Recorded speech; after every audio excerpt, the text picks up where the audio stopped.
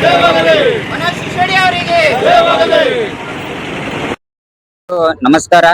ಇವತ್ತಿನ ಒಂದು ಭಾರತ ದೇಶಕ್ಕೆ ಸಂತೋಷದಂತ ಸುದ್ದಿ ಇದೆ.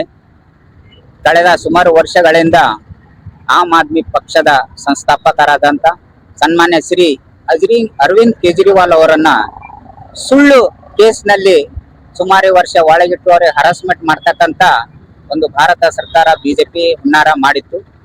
ಆ ನಿಟ್ಟಿನಲ್ಲಿ ಸತ್ಯ ಯಾವಾಗ್ಲೂ ಸತ್ಯ ಆಗಿರುತ್ತದೆ. ಆ ನಿಟ್ಟಿನಲ್ಲಿ ಇವತ್ತು ಸುಪ್ರೀಂ ಕೋರ್ಟ್ ಅವರನ್ನು ಯಾವುದೇ ಕೇಸ್ ಇಲ್ಲ ಅಂತಕ್ಕಂಥದ್ದು ಒಂದು ಕ್ಲೀನ್ ಚೀಟ್ ಕೊಟ್ಟಿದೆ ಇವತ್ತು ಭಾರತ ದೇಶದ ಸುಪ್ರೀಂ ಕೋರ್ಟ್. ಅದ್ರ ಜೊತೆಯಲ್ಲಿ ನಮ್ಮ ಭಾರತ ದೇಶವನ್ನೇ ವಿಶ್ವದಲ್ಲಿ ಹೆಸರಾದಂತ ಮಾಡಿದಂತ ಎಜುಕೇಶನ್ ಹೊಸ ಒಂದು ಮಾಡೆಲ್ ತಂದಿದಂತ ನಮ್ಮ ಮನೋಜ್ ಸಿಸೋಡಿಯಾ ಅವರನ್ನ ಅವ್ರ ಮೇಲೆ ಕೇಸ್ ಹಾಕಿದ್ರು, ಅವರಿನ್ನೂ ಒಳಗ್ ಹಾಕಿದ್ರು.